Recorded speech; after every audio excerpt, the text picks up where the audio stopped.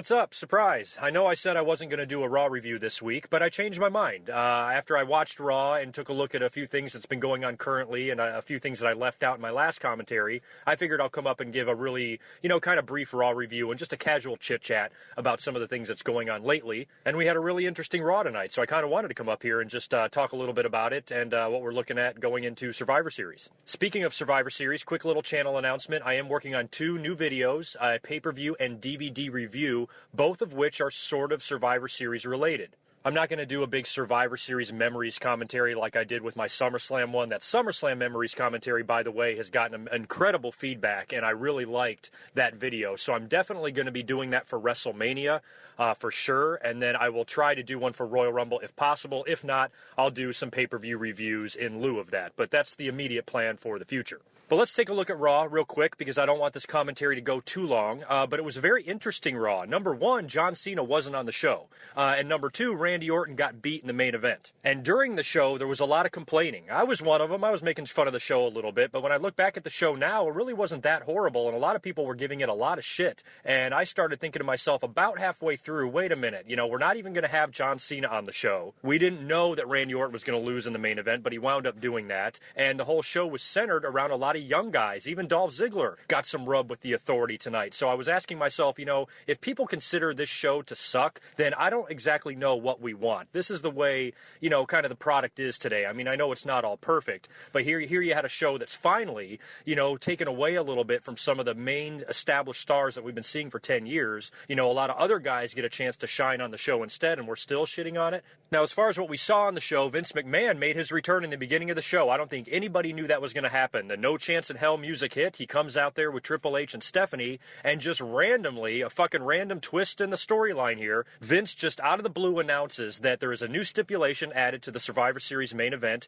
Team Cena versus Team Authority. If Team Authority loses, then they will no longer be the Authority. Now, on one hand, you have to say, okay, this is great. This adds a little bit something more to the main event, but where's the motivation for this? Where the hell did this come from? Way out of left field. We weren't even expecting to see Vince McMahon back at all. Now he's back and making some special announcement for the main event. I'm wondering how much of this has to do with the WWE Network. I'm worried that the WWE Network is going to dictate every single fucking thing the WWE does from now on, and it sure as hell did tonight. They didn't shut the fuck up about the WWE Network. They did not shut the fuck up that Sheamus was going to be defending the U.S. title against Rusev. We are not that fucking stupid. You don't need to mention it every 5 seconds. They are so hell-bent on getting subscribers for this thing because of the business end of shit in the WWE. It is absolutely mind-numbing to hear them plug this fucking thing, literally it seems like every 5 seconds. I don't know how many times we have to be reminded that the network is there and how much it fucking costs and what matches we're going to see on it and all of that. The network is awesome. I love it. I actually had to go to the grocery store during the Rusev and Sheamus match, and I just had it on my phone, and I walked up and down the aisles while I watched Rusev win the U.S. title, so I understandably love the WWE Network. It is incredibly convenient and an incredible value, but goddamn, it's getting annoying with this endless plugging. It just drove me nuts tonight more than it ever has. So Vince, of course, comes out there and announces all this shit about the WWE Network. They're giving it away this month. November is completely free. I guess that's smart. They want people to sign up for free. At least they can see it, and the people who like it enough will wind up subscribing to it. So if they want to do a month free here or there, it's a smart business decision. I'm sure it'll add at least a few thousand subscribers doing something like that, because a lot of people are going to sign up for free and enjoy it, but then when the month is up, they're going to realize, oh shit, now I need to pay for this thing, so I'm going to go ahead and sign up for it. So the WWE, I think, is going to try to pack the WWE Network with a lot of great shit, including these exclusive matches that happen after Raw, and maybe some, some bigger things at stake at Survivor Series for people to enjoy, because if this month goes well and their shows and all of their WWE Network content is entertaining, then a lot of those fans will stick around and subscribe. So, but back to what Vince McMahon said, they've now upped the ante for the Survivor Series and put the stipulation in place for the main event. So I found the whole thing a little bit baffling, and Triple H the whole time is kind of no-selling the whole thing. He's just kind of smirking at Vince, when they were backstage and Vince was getting into the car and leaving. He was like, okay, see you later, and they're like, okay, Dad, bye. Triple H made a few sarcastic comments to him, repeated himself more than once, like, okay, Vince, we got it, get the fuck out of here. And then Vince drives away, and they kind of look at each other like, what the fuck was that about? So it's almost as if, maybe this is the beginning of something more. I don't know if we're going to see Vince on TV more often right now, if this is a one-time deal. Maybe they're going to do some sort of a storyline where Vince is kind of going nuts or going senile. And maybe he's making crazy off-the-wall decisions that's affecting Triple H and Stephanie. Eventually, this is going to lead to a power struggle or conflict. And maybe all those rumors we heard about last year. Remember last year at this time, the McMahons were supposed to be involved with something at WrestleMania 30, and that never came about. So maybe this is the beginning of something for WrestleMania 31. Maybe Vince McMahon is going to be a constant thorn in their side, making decisions that, fucks up the Authority's plans, and eventually it leads to a match where, the control of the company is at stake. Now, I don't think Vince is ever going to get in the ring again because he's looking his age, guys, finally. I mean, this guy is a machine. When he was 60 years old, he looked like he was 40, had the physique of a 30-year-old, just an amazing shape, an absolute robot, a freak of nature, Vince McMahon. But now, he's actually looking his age. He looks very weathered, he looks very old, he looks very tired, he looks half dead. I think all of the years of this going 24/7 is finally catching up to him, and you can see it. He does not look like the same healthy, intimidating Vince McMahon. And so maybe they're turning this into some sort of a storyline of Vince does need to be phased out. I think always bringing back Vince every now and then, I don't think there's any reason to ever completely phase out Vince and says, okay, from now on, I'm never going to be on TV again, because Vince generates a reaction. Just like Hulk Hogan doesn't need to be on TV all the time. Bring him out once in a while for a fucking thrill. So I hope Vince continues to do that until the day he dies. I would love to see a 90-year-old Vince McMahon, hobbling around the ring, saying all of his fucking catchphrases at that age, staring death in the face and not giving a shit. I would like to see that Vince McMahon one day in the ring. So, as long as we see him here or there, I have no problem with it. But maybe this could lead to the official transfer, of power to Triple H and Stephanie, since they're taking on more of a backstage role anyway. And we all hear of how, they basically are going to be the predecessor to Vince, provided they don't sell the company or some shit like that. Might as well make a storyline out of that on TV. So this seems like it could be the beginning of that, with Vince McMahon kind of being a pain in the ass, and eventually the Authority gets sick of it and it leads to a confrontation. This could all be the planting of the seed of that. But for immediate purposes and Survivor Series, now that Vince McMahon has completely fucked over his daughter and his son-in-law and says, oh, don't worry about it, you got this, as if he doesn't even know what the fuck he's doing, now they got a match to win at Survivor Series, and the Authority is a mess. So the first thing you see Triple H do in the back is tell Stephanie, I'm going to call Randy Orton. And she's like, no, are you fucking crazy? After what he did, he defied us or whatever. He goes, we need a super team, we need to be unbeatable, and that means I have to call him. So now you got the Authority trying to build their team, just like Cena's trying to build his. So off the bat, they think it's going to be Kane, Seth Rollins, Randy Orton, and a couple other guys to face, Cena and whoever he can get. So he's going to call Orton, and it pisses Stephanie off, blah, blah, blah. They're also taking a look at everybody that's been considering going to John Cena's team and fucking their world up. And at the top of the hour, at the end of the first hour of Raw, Dolph Ziggler comes out and is interrupted by the Authority. I loved this.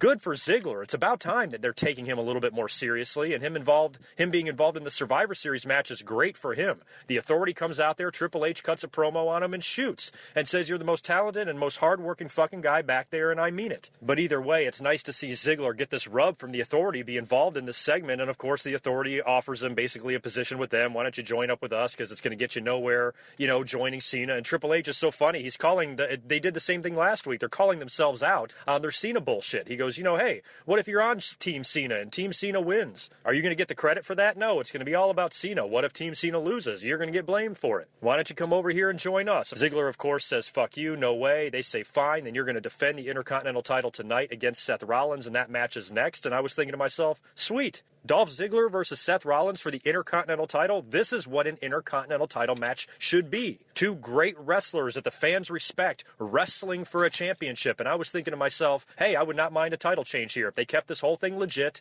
Seth Rollins isn't going to be cashing in that briefcase for a while. This could really help decorate him, put an extra belt on him, and it would elevate the Intercontinental title, being in the camp of the Authority. I thought it was a win-win all the way around, but you pretty much had a feeling it was going to end with some bullshit. And of course it did. Randy Orton, interrupted interrupts the match and gives the RKO to Seth Rollins out of nowhere, and I don't even know what the finish is. I don't know if it's a DQ on Ziggler. I don't know what the fuck. So Ziggler still keeps the title, and at the end of the day, that's fine with me too. So we can pretty much count Ziggler into the team now, I'm guessing. John Cena officially has one partner, and it's Cena and Ziggler versus, I guess, so far, only Rollins and Kane. Now, after Randy Orton interrupts that match, he goes back to the dressing room and talks to the Authority and says he wants to kick the shit out of Seth Rollins. He wants him bad. Basically forces Triple H to give him a match with Seth Rollins, and Triple H says, fine, you'll get your match. Finally, you can get your hands on him, do whatever you need to do, but after tonight, it's over. No matter what, it's done. Randy Orton shakes Triple H's hand and agrees. And then we fast forward to that main event, and Seth Rollins scores the upset victory over Randy Orton. Randy Orton's surprised, he's pissed off, the Authority, everybody out there is at ringside, they all get in the ring and said, that's it, it's over now, and Randy Orton, of course, starts shaking everybody's hand,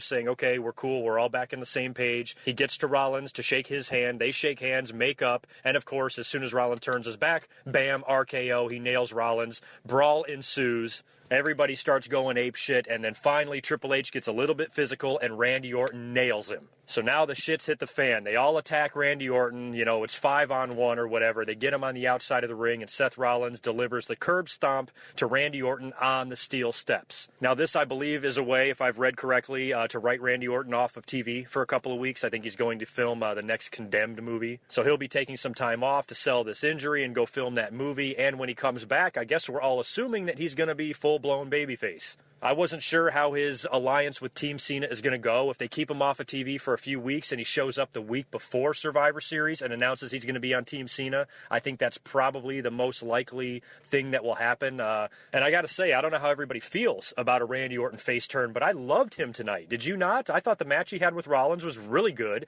I thought his intensity was great. He looked like he really wanted to kill Rollins, especially when he interrupted during the Ziggler match. And then at the end, he took the beating the way he did. I really liked Randy Orton's overall work tonight. So I don't know how his face turn is going to measure up to his previous face turns. This is something we've seen from Orton a few times. But I think Randy Orton, I'm a Randy Orton defender, just like I'm a John Cena defender. Randy Orton's not the perfect worker, but he's a hell of a talent, and he's really good. And I think he's an overall wonderful performer in today's day and age. And don't give me any of that, oh, Randy Orton doesn't deserve it, he's overpushed, he sucks, he's boring. Shut the fuck up. Try doing what he's doing and then come talk to me. Now, as far as the teams go, they did a little bit of teasing about who might be on these teams. I imagine John Cena is probably going to have Ryback on Team Cena. He just came back. They're trying to get him over. The fans seem to be into the return. I've had a lot of people tell me they're glad Ryback's back and they missed him and they're rooting for him. So I imagine he'd be a perfect team member for Team Cena. You even saw the Authority checking him out, during his match on Raw, so that kind of hinted to that. Big Show also made reference to joining the team, so I would assume he will eventually join the team as well. And one other guy that I think is probably most likely is Sheamus. Now, we'll talk about the Sheamus and Rusev situation next. They plugged the shit out of this fucking match tonight. Rusev versus Sheamus after Raw. Now, they also each had a match on Raw, which really bothered me. They were already plugging the shit out of this match on the pre-show and all through Raw. Tune into the WWE Network right after Raw. You're going to see it every 2 fucking seconds. They were saying something about it. But they still have Sheamus, who has a title defense later that night, come out and work a match. Worked against Tyson Kidd and lost. They also made Rusev work, who had a chance to win a title later that night. He's got to work a match as well, and he beats down Zack Ryder. Sheamus then comes out after the match and cuts a promo. So now we've already seen Sheamus twice, and we're going to see him in the title match after Raw. And as if they weren't promoting the match enough as it was, now Sheamus has to cut a promo about the fucking match. So it was getting annoying. WWE was very into making guys work twice tonight. Sheamus and Rusev each worked twice. Seth Rollins worked twice. The Mizdow and The Miz came out for commentary after they worked. Everybody was coming out there multiple times. But anyway, I know I'm jumping around here, but as far as Rusev and Sheamus goes, the Authority approached Rusev during Raw and basically, try to recruit him for Team Authority at Survivor Series. He will most likely be a team member. And of course, then he goes into that match after Raw on the network and wins the U.S. title. I think it was fine. I know it's not available in the UK yet. There's a lot of delays. I know there's some people around the world that don't have the WWE Network and weren't able to see this match. But really, it's just the U.S. title. It's no big deal. The match will be on YouTube in a couple of days. And really, honestly, it wasn't that surprising. I mean, the U.S. title kind of needed to go on Rusev, especially with the way they're pushing him right now, and this whole anti-USA thing, and Sheamus is a babyface. Eventually, you knew that match was going to happen, and Rusev was going to have to win a belt at some point. So this was a perfect way. Put him over on the network. It might help generate a little bit of interest to the network and might result in a few more subscribers, which is the only thing that the WWE cares about right now. And if this is something they want to do every now and then, I'm totally fine with it. I thought it was great. And I'm glad Rusev won the U.S. title. It was great. That's what they need to do with him. He's very over as a heel, and I guess this will probably result, like I said, in Sheamus joining Team CENA now that his feud with Rusev obviously will not be over. These guys will have rematches. We're going to see them probably interacting during Raws and SmackDowns for the next couple of weeks, and then when that's over, hopefully Rusev will move on to a new opponent. And I think they should keep the belt on him for a while. I know I mentioned him feuding with Ryback earlier, but maybe they need to wait on that for a while. Let Rusev run with the belt for a few months since they're pushing him so hard anyway. They don't want to have him drop it in 2 months, after winning it. So he needs a lengthy title reign here, and I wouldn't mind him going several months, 8 or 9 months if they have to. Whatever, just push him. I'm not a big fan of these national pride storylines, but the Rusev character seems pretty strong, and he's relatively over, so I'm hoping for the gimmick to work. Now let's backtrack a bit. What else do we need to talk about on Raw? Ambrose had a match with Cesaro again. This is the third time they've wrestled in a week. On SmackDown, they had some sort of a Halloween gimmick match where they put a fucking pumpkin on Cesaro's head. It was ridiculous. This week on Raw, I guess it was a straight-up wrestling match, and Dean Ambrose won. Cesaro obviously still in the doghouse for some reason. And after the match, Bray Wyatt, who had been on the stage observing everything, wound up fucking with Dean Ambrose. I think the lights went out, and then he was gone, and the rocking chair just sits there and rocks back and forth. So more mind games with Bray Wyatt, and I'm sure these guys will have some sort of an awesome match at Survivor Series for sure. Speaking of Bray Wyatt, very eerie and crazy promo tonight. I'm guessing it's Bray Wyatt related. It sounded like him doing the promo, but it was just a set of eyes staring at you, through the screen. I don't know who they're reporting this to be. I'm guessing it's Luke Harper. It kind of looked like him, and they've been kind of teasing that Harper and Rowan are coming back to have singles runs as it is, and we actually saw Rowan tonight briefly. He was standing next to Renee Young during an interview. I forget when. I briefly saw him with the goat mask on or whatever. So, since Rowan made an appearance, I have a pretty good feeling that this is probably Luke Harper, and very well done vignettes and very spooky shit. So I'd like to see how these characters develop. Should be good. There was also another promo that I actually missed. I must have just briefly stepped out of the room, or this must have happened when I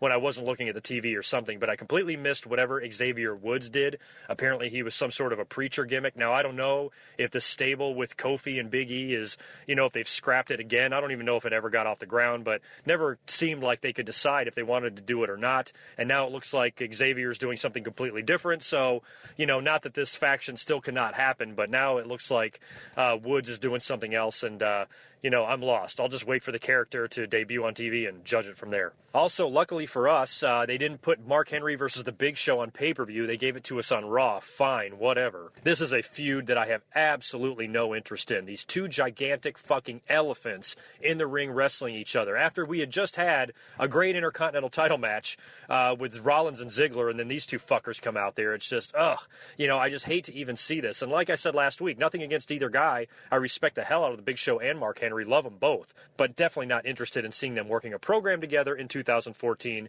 Keep that shit the fuck away from me. As far as what else happened on Raw, Nikki Bella, beautiful Nikki Bella, who I love, of course, had a match. She won, beat Emma, and of course, they're furthering the storyline of Brie Bella having to do whatever she wants, and she made her go out there and slap AJ at ringside, and now, AJ and Nikki are involved in that feud, and I'm wondering if they're either going to put the belt on Nikki or if Brie is going to turn on her, and not help her win or whatever. I don't even fucking care, to be honest with you.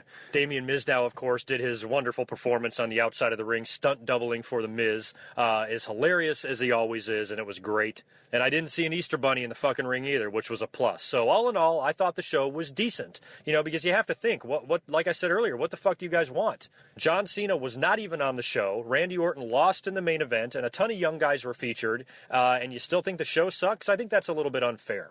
And with this added stipulation to the Survivor Series main event, it makes his match a little bit interesting. The only thing I'm concerned about with the stipulation is that, does this kind of spoil it? I've always been of the belief, when you see stipulations like this, why make it if you're not going to have it happen? You know what I mean? So if you're going to make the stipulation, the Authority loses power, then what happens if the Authority wins? Then you didn't need to make the stipulation to begin with. So I'm wondering if they are actually going to have Triple H and Stephanie fall out of power, like I talked about with the McMahon angle earlier on. It could go a million different ways. Now, what if the Authority does lose at Survivor Series? Who becomes the new Authority? Will it be Vince? Will he hire a commissioner like back in the old days? We've heard rumors that Stone Cold Steve Austin is going to be rejoining the WWE in some capacity. He made a pretty funny commissioner earlier on in his career. He could be a perfect guy to bring in. He's entertaining as hell. He'd be a no-nonsense guy. I think the fans would love to see him out there, and it might be a good role for him. So maybe this is something they're thinking about using for Stone Cold, or maybe they bring back some other old GM. Maybe they bring the laptop back. I have no idea. I, for one, am fine with the Authority the way it is. I like the heel people in charge. I like that.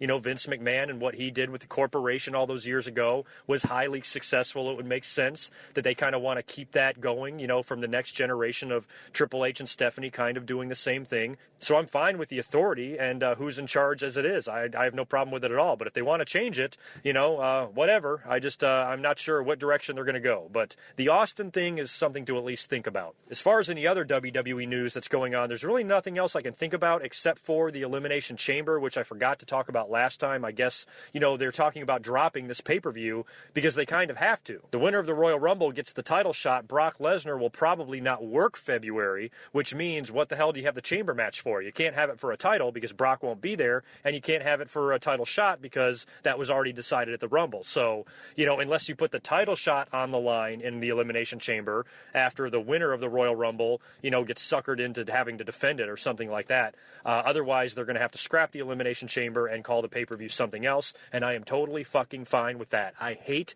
the Elimination Chamber. I always have. I always thought it was just a ridiculous apparatus, an obnoxious monstrosity that's so overly done and such a ridiculous of a concept, and it's so over the top. I've just never been a fan of the match. There's been some good chamber matches, don't get me wrong. There's been a few of them that have been really good, but I think it's brutal for the competitors. I think it's an unforgiving structure. I would not want to compete in it if I was a wrestler.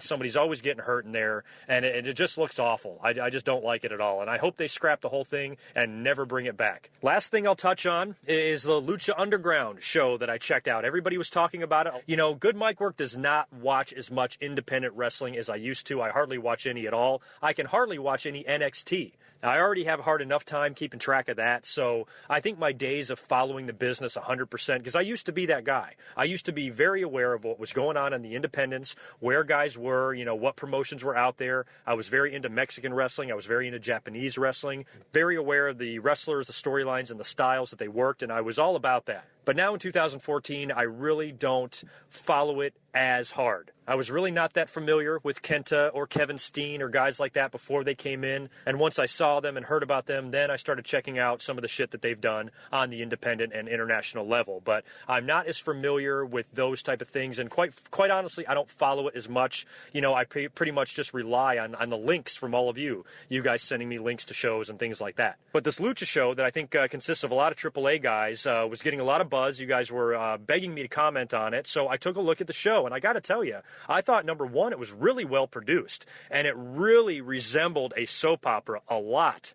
I actually thought I was watching a soap opera. Now, I don't know how I feel about this style, but I found it unique. I found it a lot more well done than something TNA does. When they try to do shit like this, I thought what they did on this Lucha show was great. The scene from The Office with Conan and the promoter talking, it was very soap opera-ish, and they were really telling the story, of the history of Mexican wrestling and the respect and the pride that everybody has. I really thought the show was wonderfully produced, very well done. As far as whether or not I liked it, sure I did. The matches in the ring were exciting. They were good. I love the Mexican style. I love Lucha Libre. I thought it was great. It was good to see Johnny Nitro or John Morrison or Johnny Mundo, as he's now called, win the match in the main event. And I guess the promoter was going to give away $100,000. And then Ezekiel Jackson and I don't know who the hell else showed up and, kicked the crap out of him at the end. So overall, it was a good show, very short. I don't know if it's going to be weekly or monthly or how often they're going to be doing these, but they're hour-long shows, and they definitely had an interesting atmosphere to them. What I liked about it is it really truly felt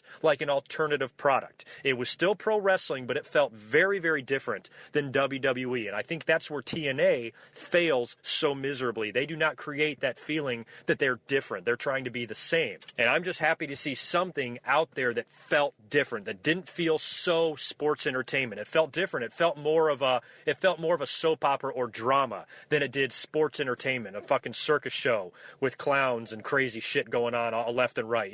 this actually felt like a true male soap opera, serious storylines, some serious shit, a little bit darker.